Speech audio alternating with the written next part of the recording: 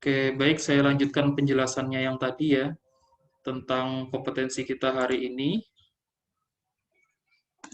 Jadi, ada beberapa hal yang harus kita pelajari tentang perangkat keras. Tadi sudah ada komputer, ada NIC, LAN, switch, kemudian switch wireless, UTP, kabel telepon, serta konektornya. Apa itu konektor akan kita bahas nanti, dan ada VDSL, converter, dan tentunya ada UPS jika diperlukan. Jadi, ini adalah semuanya merupakan perangkat keras yang harus dipersiapkan untuk membangun sebuah jaringan komputer yang utuh. Jadi seperti itu. Kita akan masuk ke pembahasan pertama, yaitu tentang NIC.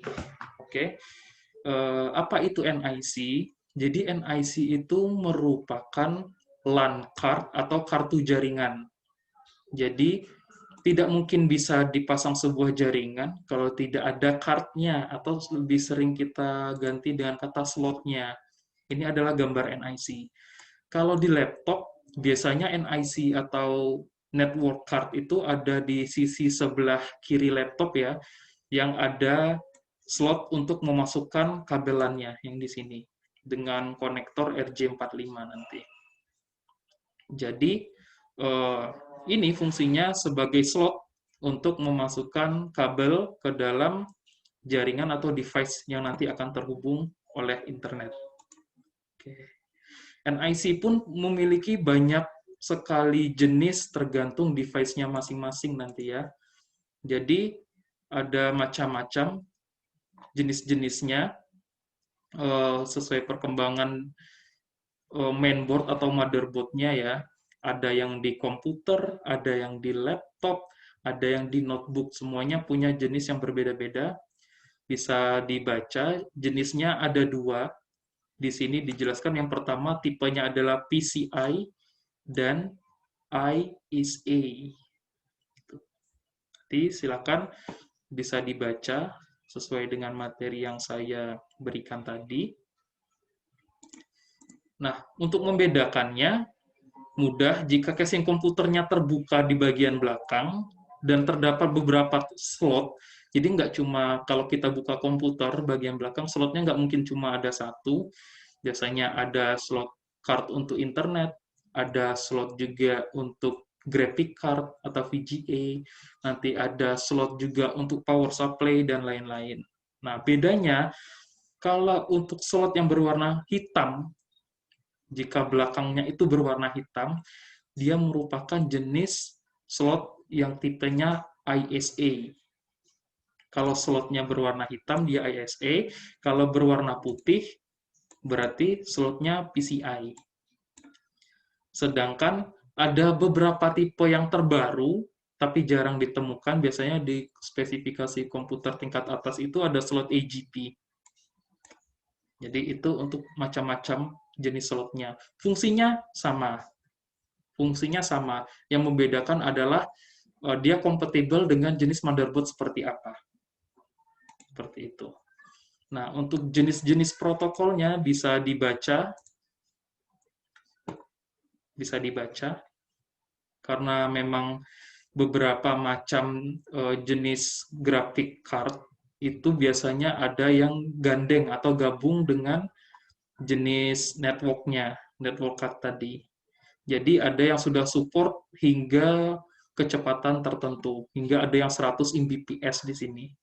Dari sisi harga, itu juga tidak jauh beda. Jadi seperti itu. Jadi yang untuk bagaimana cara menentukannya, itu nanti tergantung sama motherboard yang ada di PC atau yang ada di laptop. Nanti supportnya ke jenis yang mana. Intinya seperti itu. Yang kedua, perangkatnya adalah hub, atau mungkin istilah asingnya adalah konsentraktor.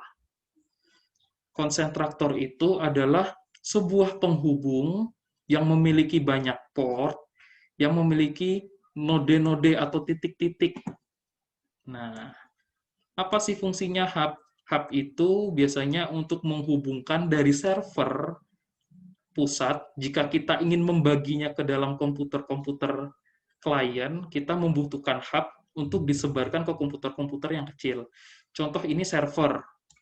Kemudian yang di sini ada hub.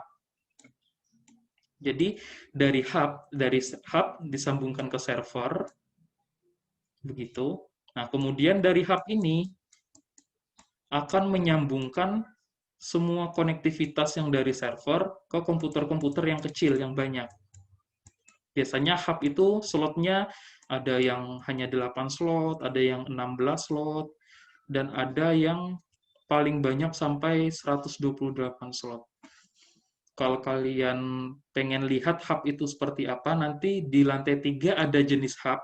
Itu nanti kalau nggak salah sudah terinstalasi atau sudah terpasang di tembok itu nanti. Jadi langsung bisa kita lihat. Itu untuk jenis hub. Selanjutnya adalah perangkat yang harus kita ketahui. Nah, ini contoh gambar hub-nya ya. Ini kebetulan hub dengan 8 slot. Jadi, di sini ada konektor untuk dimasukin ke kabel. Kalau 8 slot berarti bisa untuk 7 komputer, yang 1 slot untuk ke server. Seperti itu. Oke, selain hub, konektornya ada bridge atau jembatan, hampir sama dengan hub, tapi bridge itu perangkatnya menghubungkan beberapa jaringan yang terpisah. Biasanya kalau bridge lebih ke wireless, tidak menggunakan kabel. Tidak menggunakan kabel. Di sini sudah ada antena Wi-Fi-nya seperti ini. Fungsinya kurang lebih hampir sama dengan hub tadi, membagi jaringan juga ke komputer-komputer yang lebih kecil atau device-device yang lain. Selanjutnya ada switch. Nah, switch ini dia multifungsi. Kadang bisa diubah menjadi bridge dan juga bisa diubah menjadi hub seperti tadi. Dia multifungsi karena di switch biasanya sudah memiliki fitur antena untuk Wi-Fi dan juga punya port yang banyak. Nah, jadi nanti kalau kalian biasanya di kosan atau di rumah yang pernah langganan IndiHome atau internet provider yang lain, pasti kalian diberi switch. Atau mungkin pihak Telkom sering menyebut dengan kata modem, hampir sama. Jadi seperti itu. Itu untuk switch. Gambarnya seperti ini. Oke. Selanjutnya adalah ada VDSL. VDSL merupakan sebuah perangkat yang fungsinya untuk konverter. Ingat ya, fungsinya sebagai konverter.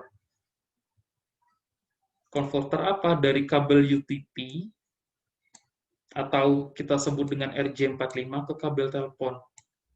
RJ11. Jadi diingat ya, kalau kabel UTP konektornya namanya RJ45, kalau kabel telepon konektornya namanya RJ11. Apa itu konektor?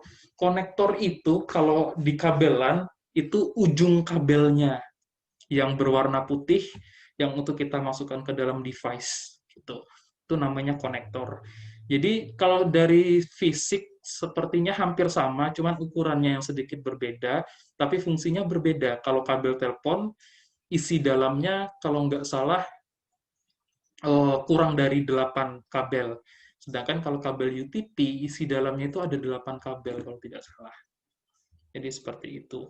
Nanti bisa dibaca secara lengkap untuk fungsi VDSL. Nah, bagaimana bentuk VDSL? Bentuknya seperti ini. Ini konverternya. Yang ini digabungkan atau dimasukkan untuk yang slot RJ45-nya atau kabelan biasa. Yang sisi port sini itu yang untuk kabel telepon. Jadi dulu itu sebenarnya ketika layanan internet pertama ada, kita harus langganan telepon dulu sebelum kita bisa menikmati langganan internet. Tidak seperti sekarang yang paketnya bisa dipisah. Nah, kalau dulu ketika kita sudah pasang telepon, terus nambah langganan atau nambah fitur ingin memasang internet, biasanya kita diberi device ini. Namanya VDSL. Oke. Selanjutnya adalah yang harus kita ketahui adalah jenis-jenis wireless. Nah, jenis-jenis wireless atau jenis-jenis router. Jadi tadi kita sudah membahas tentang bridge, ada switch, ada hub. Nah, seperti itu. Jadi jangan bingung ya. Jadi kalau kalian ditanya apa fungsi dari alat itu masing-masing, kalian sudah bisa menjawab. Setidaknya kalian bisa menjawab dan tidak terbalik dalam penyebutannya. Yang mana yang switch, yang mana yang hub, yang mana yang switch. Itu. Nah, sekarang kita akan bahas tentang device namanya router. Nah, di sini saya sebenarnya sering menemukan beberapa kesalahan tentang router. Jadi router itu merupakan sebuah nama alat. Nah, router bisa difungsikan menjadi dua fungsi. Fungsi pertama, dia bisa menjadi AP atau access point. Yang kedua, fungsi router bisa menjadi repeater. Atau sekarang lebih familiar disebut dengan range extender atau penyambung jarak. Repeater ya. Maaf kalau tulisannya kurang baik karena saya menggunakan mouse. Jadi router itu adalah nama alatnya, sedangkan access point atau repeater adalah router yang difungsikan sebagai access point atau sebagai repeater. Jadi jangan terbalik ketika penyebutan. Jadi biasanya kita sering di kosan kalau lihat ada koneksi internet atau kosan yang ada internetnya, sering nanya nih, access point-nya yang mana? Atau repeaternya yang mana? Tuh. Maksudnya sama, yang ditanya adalah routernya. Cuma tergantung fungsi dari router itu tadi. Oke, jadi seperti itu.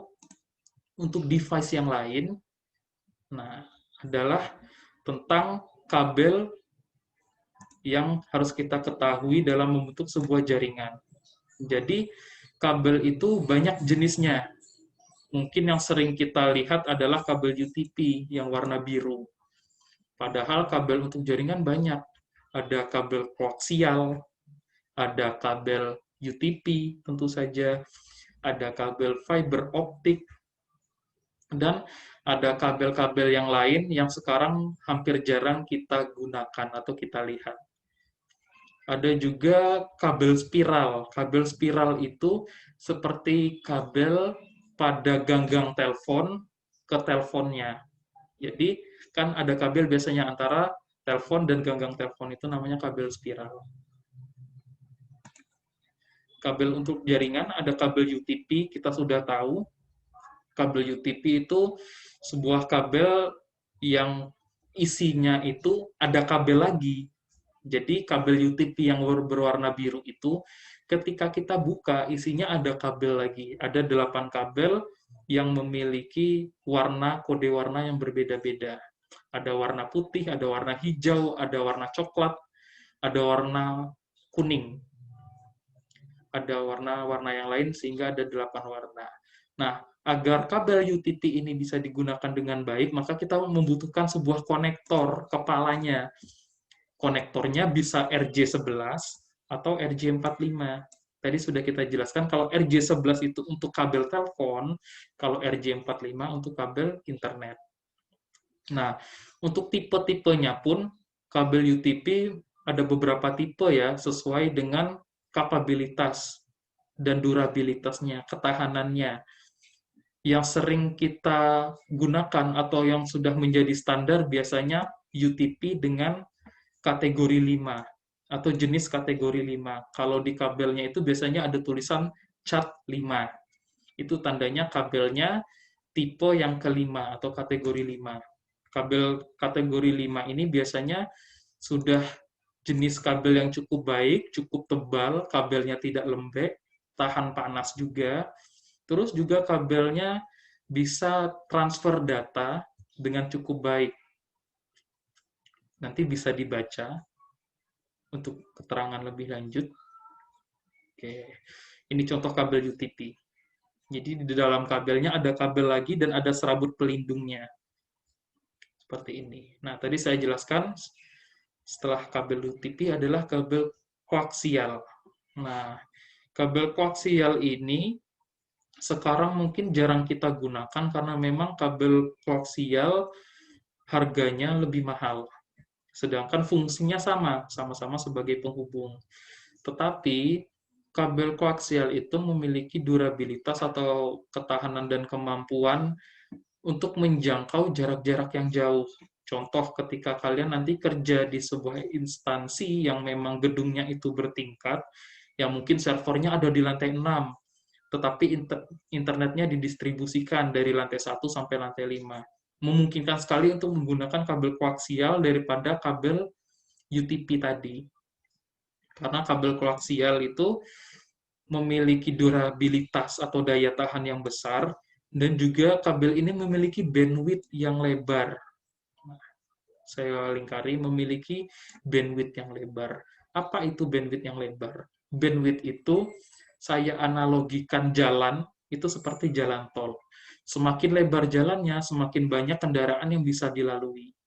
Nah, kadang kenapa kita searching, kita sering browsing, kok lelet, kok lemot, kok buffering, itu tandanya jalan rayanya lagi penuh sama kendaraan. Jadi bandwidth-nya lagi penuh.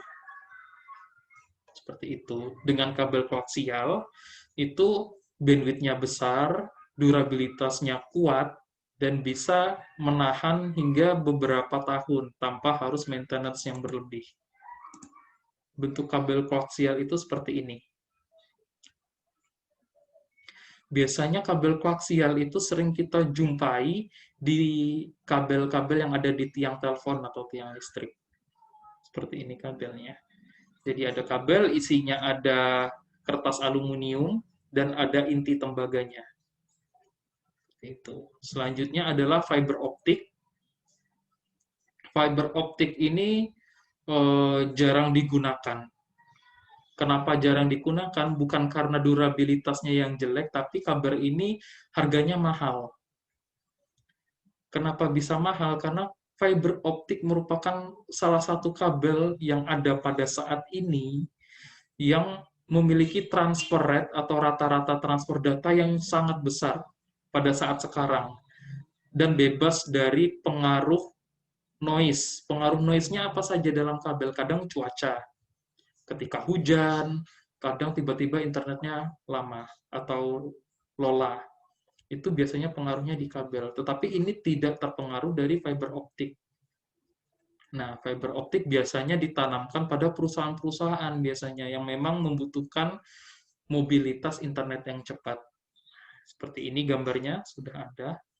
Nah, selanjutnya kabel telepon.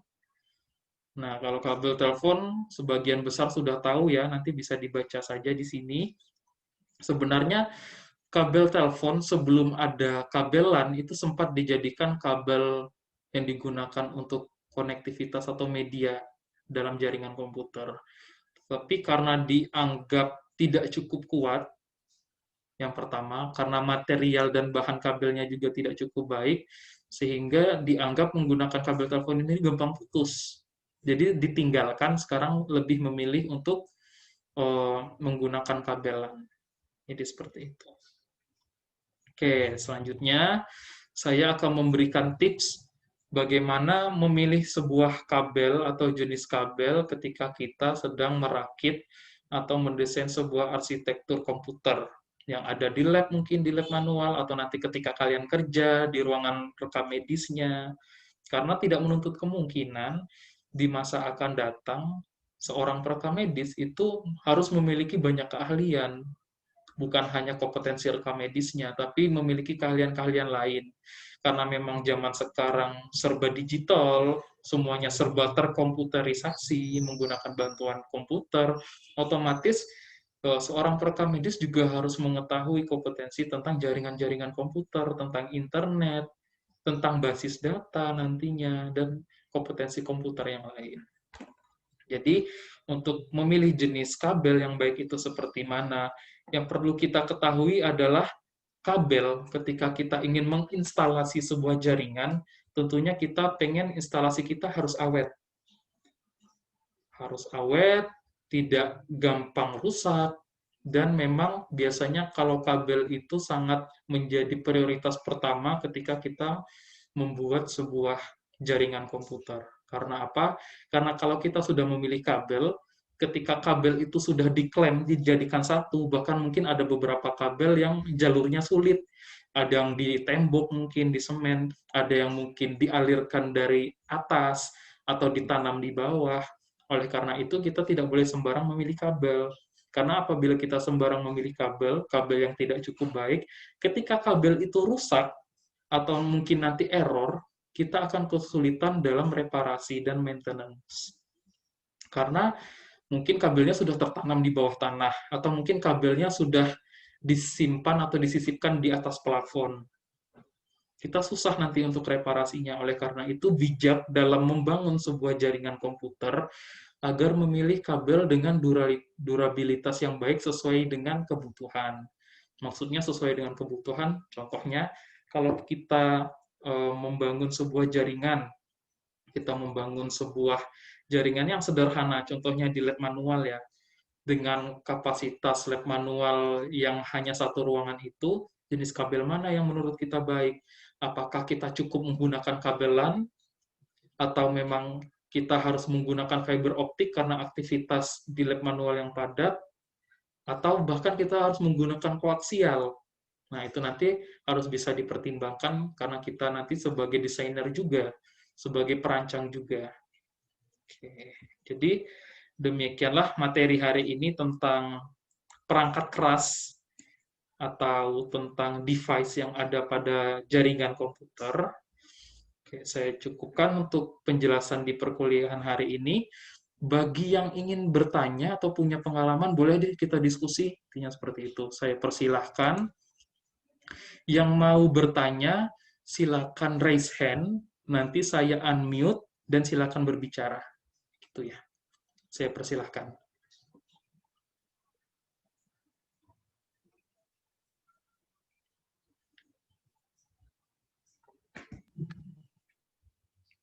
Yang mau bertanya, saya persilahkan raise hand, nanti saya unmute dan berbicara. Karena waktu Zoom kita tidak cukup banyak ya, Nak ya. Silakan. Atau mungkin punya pengalaman, ada yang pernah kerja di warnet atau pernah bantu Bunda Frisya memperbaiki lab atau instalasi jaringan yang lain, nggak apa-apa, kita sharing. Pak, Komang izin bertanya, Pak. Oke, Komang ya. Raise hand dulu biar bisa saya pin videonya, Komang. Oke, sudah ya, Komang, saya pin. Silakan, Komang. Pak, ini switch, Pak. Oke, jelas tulisannya desktop switch. Tapi tipenya beda sama yang Bapak gambar tadi ya, Pak ya? Untuk tipe itu berbeda-beda, Komang. Sama kayak handphone ya. Handphone sama ini handphone, Pak. Ini handphone, tapi punya tipe yang berbeda-beda. Seperti itu. Untuk switch ini ada berapa slot? Saya kira ada 8 ya yang ini ya, tipenya yang ditunjukkan sama Komang.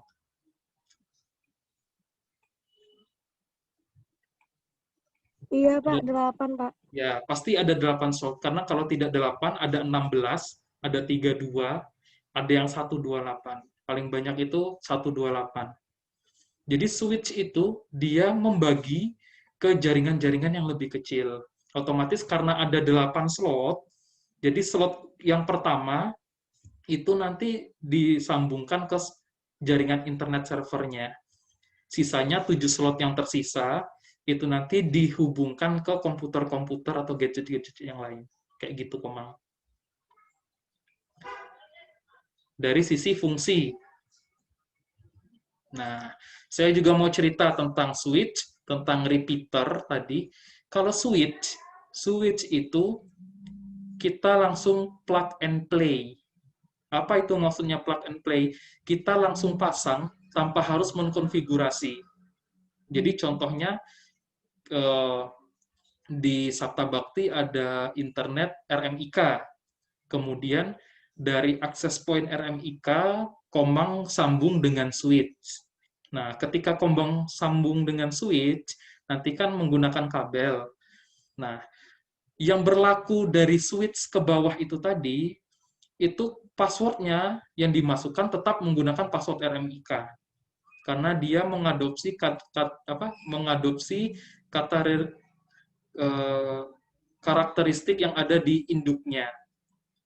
Berbeda dengan menggunakan repeater atau access point atau router, nama barangnya router. Kalau kita menggunakan router, kita bisa mengkonfigurasi ulang walaupun kita ngambil internet dari RMIK. Contoh, saya punya router di ruangan Kaprodi sudah ada access point RMIK. Ketika access point RMIK saya hubungkan dengan router saya, kemudian router saya itu bisa saya set ulang, saya beri password yang baru, saya beri nama internet yang baru. Jadi nanti ada keluar dua nama SSID, nama internet, yang passwordnya berbeda dari RMIK, padahal sumbernya sama-sama dari RMIK. Nah, itu bedanya hub dan repeater atau switch. Seperti itu, Komang. Kalau ada yang mau nanya lagi, silakan. Baik, Pak. Terima kasih. Oke. Ada yang mau nanya lagi, silakan. Masih ada waktu.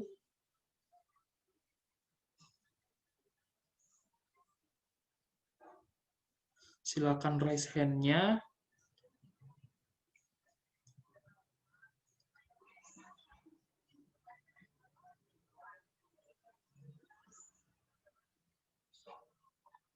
Oke, saya tunggu di sisa-sisa waktu Zoom-nya. Jika ada yang mau bercerita pengalaman juga nggak apa-apa. Kita diskusi bareng untuk kelas 3B.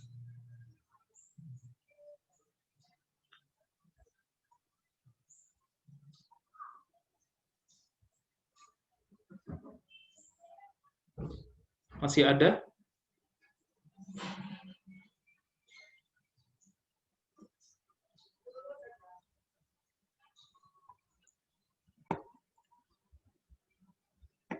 Oke, ini kok partisipannya hanya 19 ya? Oke, nanti minta tolong untuk Yuni sebagai si pen bisa dicatat ya, siapa yang tidak masuk ke Zoom. Oke, kalau memang tidak ada pertanyaan lagi, cukup jelas masalah device-nya, saya cukupkan untuk pertemuan kali ini. Jika ada yang mau bertanya di luar waktu, silakan nanti gunakan WhatsApp group-nya untuk bertanya ya. Kalau memang tidak ada yang mau ditanyain, penjelasannya cukup jelas, saya tutup perkuliahan sore hari ini. Oke, nggak ada yang mau nanya lagi ya? Oke, kalau tidak ada, saya tutup perkuliahannya. Assalamualaikum warahmatullahi wabarakatuh. Waalaikumsalam. Waalaikumsalam warahmatullahi wabarakatuh.